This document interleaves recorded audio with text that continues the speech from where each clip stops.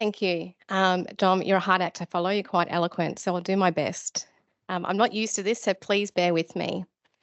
First of all, I would like to acknowledge the traditional owners of this land and sea that we're on today. I'd like to pay my respect to the past, the present, the emerging, and the future. Was privileged by spending some time living and working on Groote Island recently and working alongside the Anandali land people around their small business initiative of Bush Managina. If you don't know about this small business, make it your business to have a look. These group of women are resilient, tenacious, and forward-thinking. It is a great small business.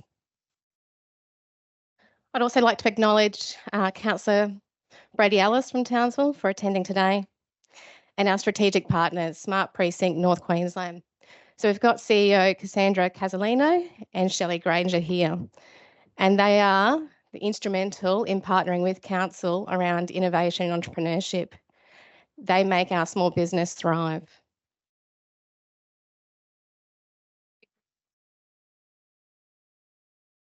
I'm going to share a story with you on what we went through in the last 12 months.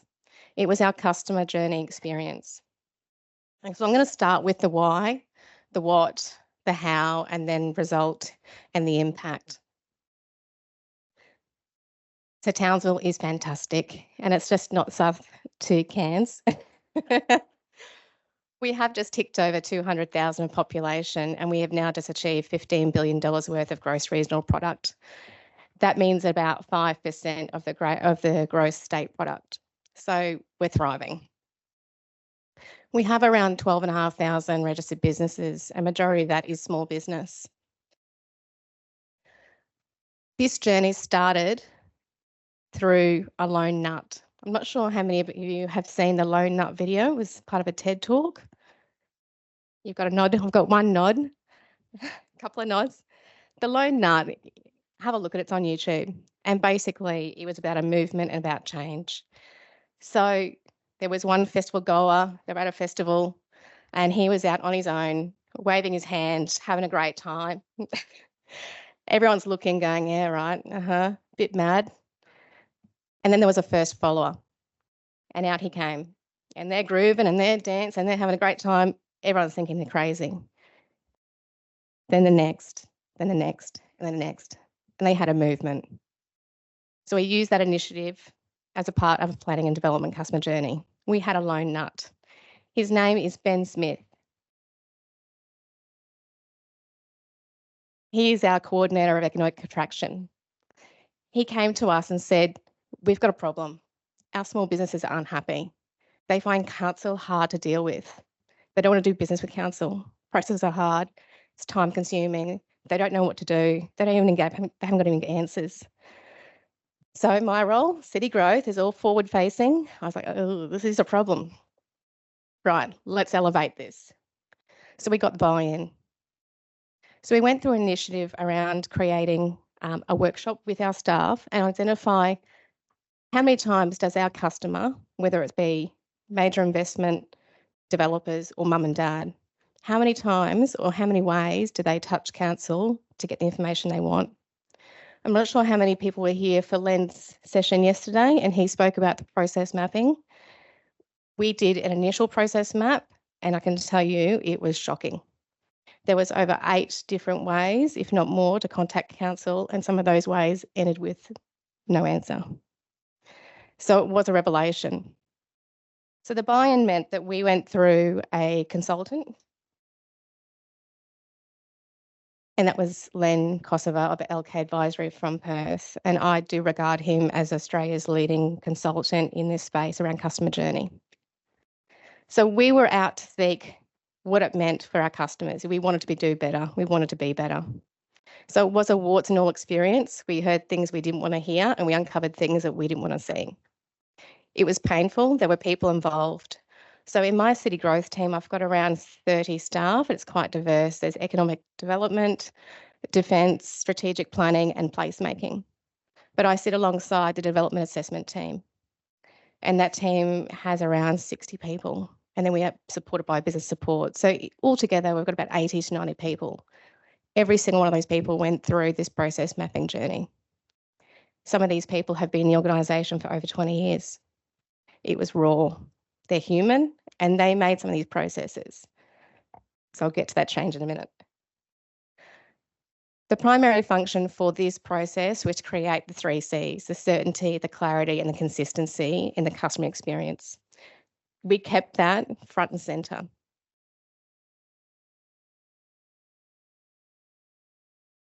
What's and all, what our customers said about us.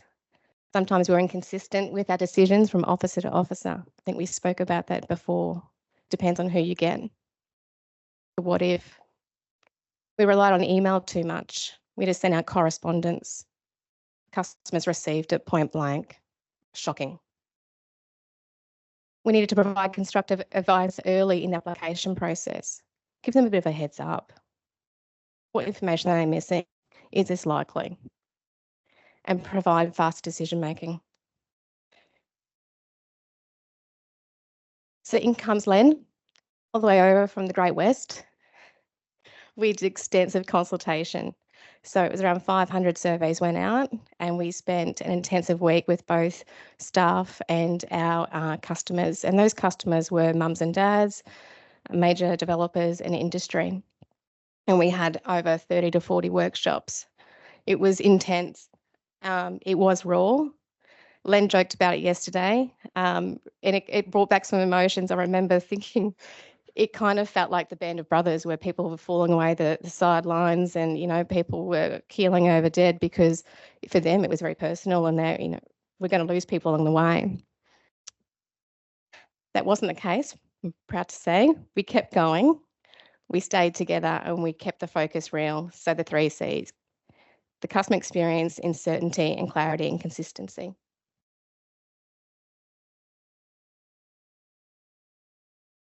Out of the consultant's report, we generated a commitment charter. So initially there was over 80 identified actions for improvement, but there were some repetitions in that. So what we did is we consolidated that and we came up with 44 actions. We communicated this through our reporting into council and took the council along for the journey with us. So from the grassroots, we involved the council elected members, the mayor, the deputy mayor, and the executive. This is the report that we presented in council each month. So it kept us tracking and very real of what we were doing. Some of these are quite specific around creating self-accessible applications, improvement on online e-planning. There were 4 themes, and it was centred around communication, processes, innovation, and culture. As we all know, culture is really hard to change overnight, so we're still working on that piece. So to date, we've got 27 actions completed. We've got 12 in progress, and 5 actions have now been incorporated into a broader project for council, which is the ERP, the Enterprise Planning Project. So we will complete all actions by Q4, and we're looking forward to the next step. So our commitment to this journey meant that as a group, we all own these actions. So for each one of these actions, officers within the team were charged with delivery of oversight to complete this action, and they work with internal teams. To ensure that we keep on our sharp game to deliver ultimate customer service, we managed to then secure a permanent role within the team for business improvement. So this person is focused on continual improving, assessing and reviewing what we do and how we do it, ensuring the customer is always first.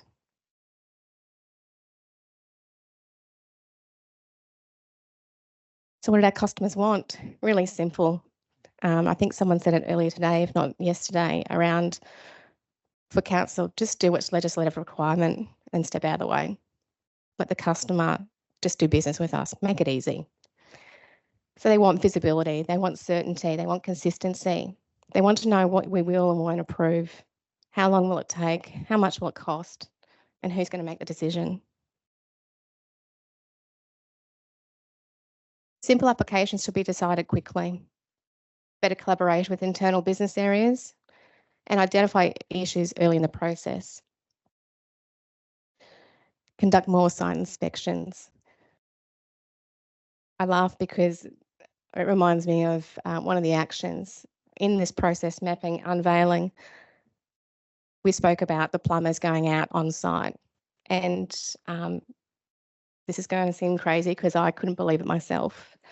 So the process was they would come into the office in the city, receive their stack of manila folders, get in a car, drive out to site, do the inspection, fill in the report, go to the next spot, and away they go. If there's a delay, they then call someone else, someone come out, meet them on site, take the manila folder, go to the customer. So now the next customer's waiting. Would not believe in 2022 we're talking about manila folders. So here we went on a mobility change. We invested in a mobile app. It was delivered in-house. It wasn't done through consultancy. We worked with our IT team and delivered a mobility app. So as of 1st of January this year, all manila folders have been archived and we are now fully mobile.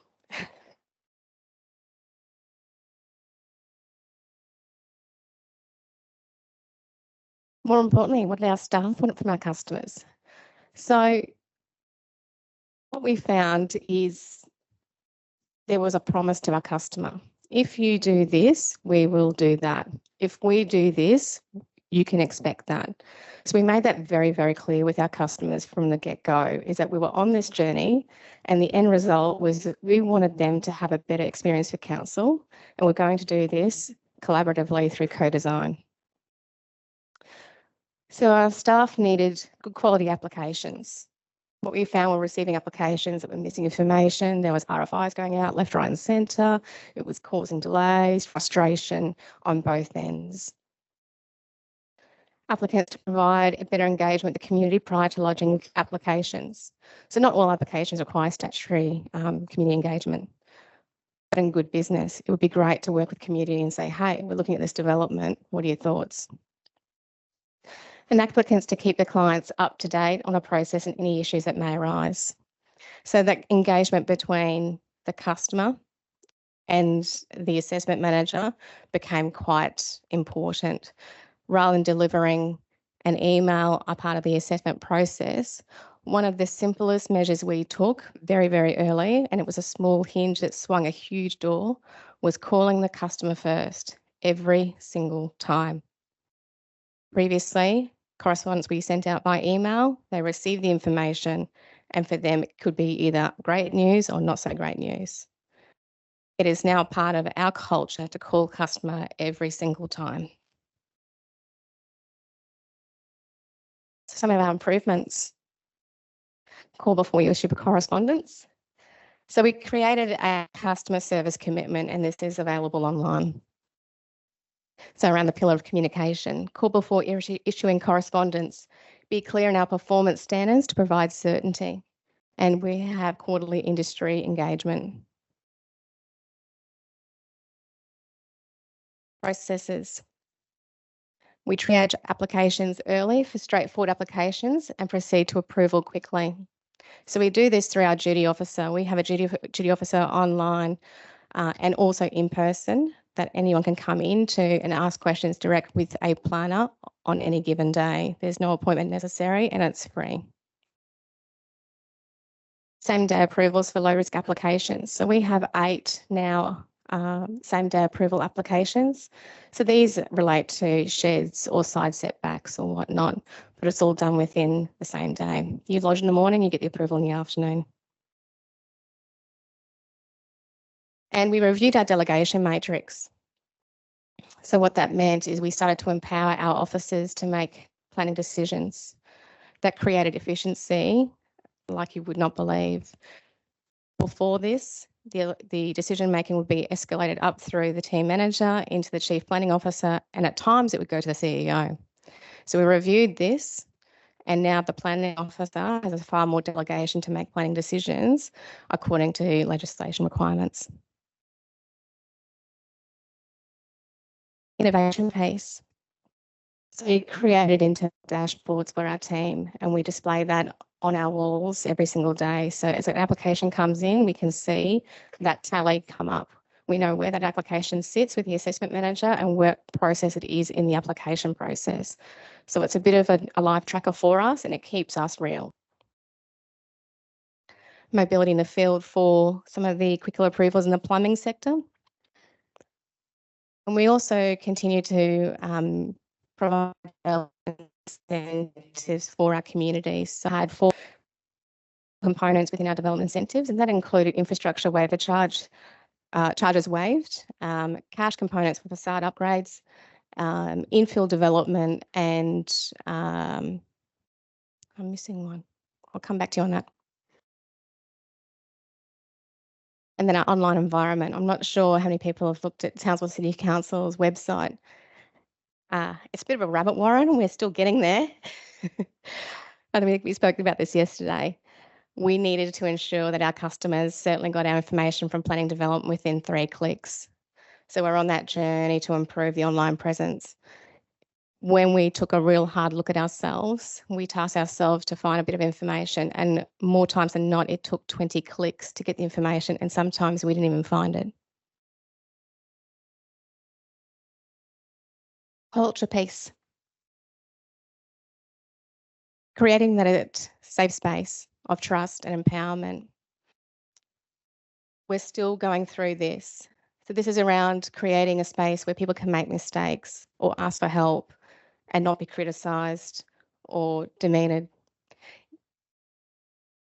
It's interesting to see so many people go through such significant transformational change, not just through processes, but through people. And what I've seen is that if there is one brave person, that lone nut, and then you have that first follower, and then we've got a movement that seems to create a bit of a courage amongst the team, and people become a little bit more braver. Understanding the policy direction of planning scheme, corporate plan when making decisions. I didn't touch on it at the start, but I think one of the successes also is a result of how the planning process was improved, but it was completely underscored by economic principles. So even coming from our corporate plan, it is underpinned by economic growth. So I'm very fortunate. My job title is Manager of City Growth. It's all forward facing. But every part across the business, whether it's in engineering, environmental, community, planning and development, every single one of us in a 2,000 odd organisation is focused on grow Townsville. And that's really important because we're no longer operating in silos, but we're working in collaboration.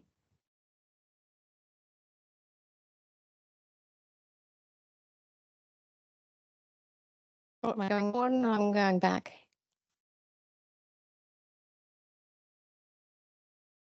More. Same day approvals. So I've got a little video. Do I hit play on this, or does this short video on some of our improvements on same day approvals?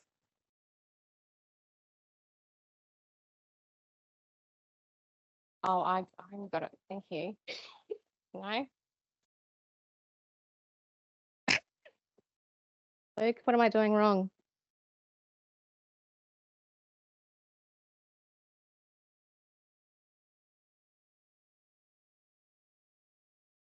Townsville City Council is dedicated to building a connected, lifestyle-driven and innovation-focused city.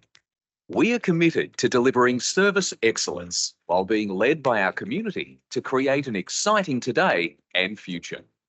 To improve the planning and development customer experience, it was identified that certain low-risk applications could have their assessment timeframes significantly reduced. There is designing visual, but a we'll streamline process which utilises eligibility criteria, reducing the assessment timeframe from 10 business days to the same business day of lodging.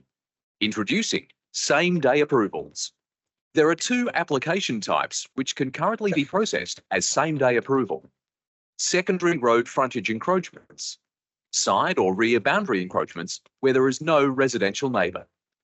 A secondary road frontage encroachment is where a property contains 2 road frontages, generally a corner lot, and the landowner seeks to build closer to the property. I think you get the drift. So that was an earlier promotional video, and we had 2 at the time. We've certainly expanded it out. We now have 8 same-day approval applications. So another example of our process improvement was through our outdoor dining permit. So previously it was an $800 application fee that needed to be renewed every 3 years. What that meant for the small business operator, they needed to sell around 200 coffees to pay for that $800 fee every 3 years. Ridiculous. So we took away the fee. It was endorsed by council, and now it's the same day self-assessable permit. They submit their information, their food license and their insurance, and they have it straight away.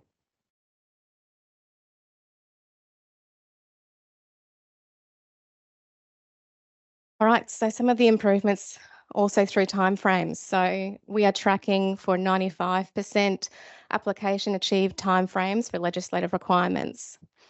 So for our major applications, the MCU and the RELs, are 45 business day legislative timeframes. We are averaging 28 business days. We've consistently achieved 100% timeframes for 6 months during 2023. It was only the local government elections that kind of threw us off a little bit. So our early pre-lodgement leads to a 12-day application. What that means is our free pre-lodgement process allows those applicants to come in, whether it's mum or dad, major investor or developer that we see time in, time out. So make a well-made application and then it's processed. So that promise back, what you give us, we'll give you. So this is the impact. Previously, we had some commentary come through before we start this process, and it usually came through the CEO's office of a major developer or customer that wasn't happy. It was criticised of the planning department that it was hard to do business, and we got this fairly regularly. It really wasn't great. What we did see after this is significant shift. So some of these quotes, it blew us away because they came out of the blue. It wasn't asked of them. They gave us feedback and they said, "You're doing great. Please keep going." So I won't read all of them. "Your plumbing team have been exceptional in assisting us the last few days. Please pass our thanks on to your team." I'm not sure how many of you deal with plumbers from council from time to time. They're quite a stoic bunch. And they've been in the industry for many, many, many years. And they operate in a tradie world, so they can be quite hard-nosed at times. And for them to go through a growth journey, and some of these were tech adverse, they were not having it. To go through a mobility change and then go through a customer experience change, that for me, that quote is phenomenal.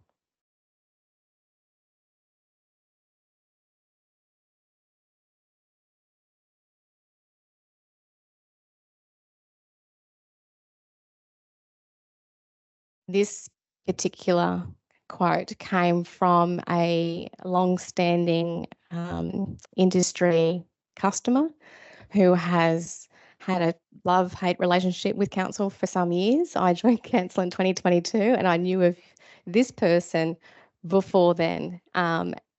It's certainly turned that around, and we still have an engaged, positive relationship with this particular applicant to this day.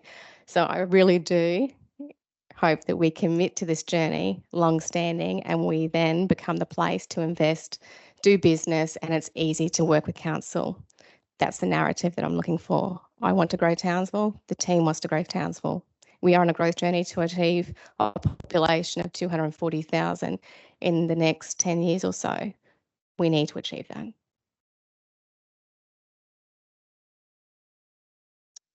So I'll finish up. I'm not sure where I am for time. I'll probably race right through that. But I just want to leave you with some final comments is if you want to go fast, go alone. If you want to go far, go together.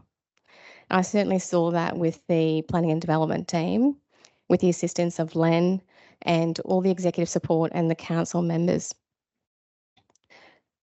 Be brave. If you are a lone nut, find your first follower. If you know a lone nut, you be the first follower. You never know where you end up. You might create a movement and a change and an improvement process that will leave you gobsmacked. So thank you. That's my story. That's the story of Townsville, the last 12 months in planning and development, and we're certainly committed to the customer journey. Thank you.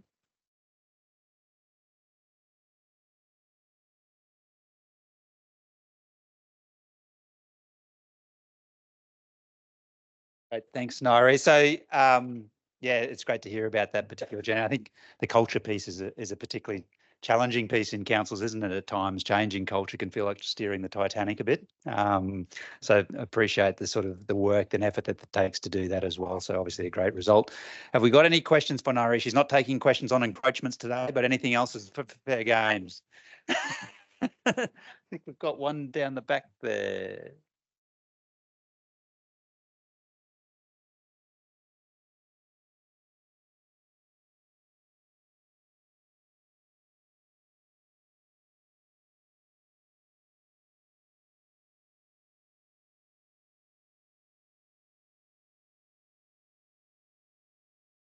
That's a great question. So we had a few avenues for that shameless promotion of the improvement journey. So we certainly use customer newsletters out to our database to give them the update of where we were, what we're doing, and the changes they would see, and gave them an opportunity to provide feedback. Our industry engagement was pivotal. They were the voice of our customers. So at those points, they were still receiving feedback that wasn't positive. We were off the mark. Those quarterly, well, at the time, we did actually make it monthly engagements with the industry bodies, gave us the in to what was happening.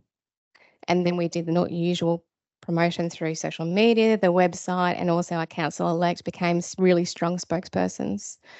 We have a great alliance in Townsville through Smart Precinct, the Chamber of Commerce, Townsville Enterprise, the Port of Townsville, and TIQ. And that alliance means that we all share the same story. So we gave them the information on what we're doing, and they also became the ears on the ground and provided us incidental feedback.